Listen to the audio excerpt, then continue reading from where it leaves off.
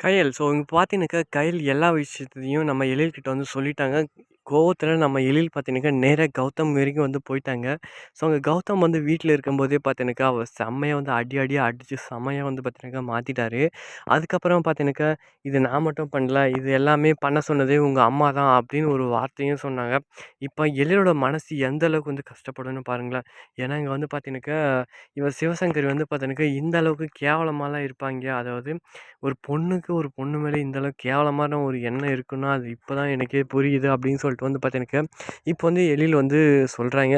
ஏன்னா கௌதமையே வந்து பார்த்தீங்கனாக்கா, இந்த அடி அடிச்சாருன்னா, அப்ப அவங்க அம்மாவ என்ன செய்ய போறாரு? ஏன்னா தன்னுடைய ஒய்ஃபு அவங்க அம்மாவுக்கு பிடிக்கலனா விட்டுற வேண்டியது தான். அதுக்காண்டி வந்து பார்த்தீங்கனாக்கா, இந்த மாரியெல்லாம் யாருமே செய்யவே கூடாதுங்க.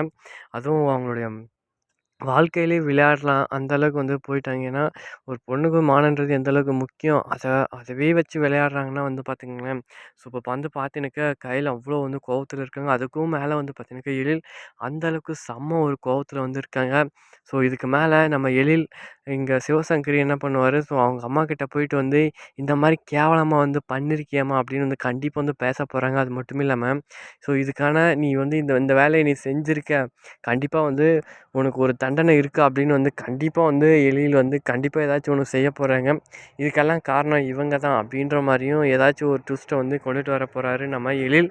அது மட்டும் இல்லாம இனிமே தான் வந்து பார்த்தீங்கன்னாக்கா, ஆட்டம் இனிமே சூடு பிடிக்க போகுது.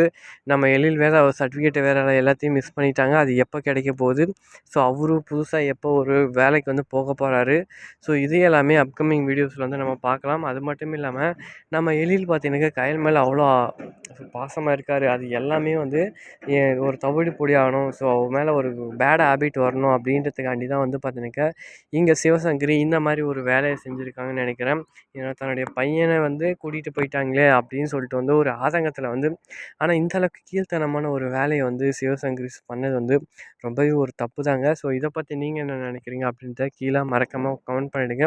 ஸோ அடுத்த ஒரு வீடியோல பார்க்கலாம். பாய்.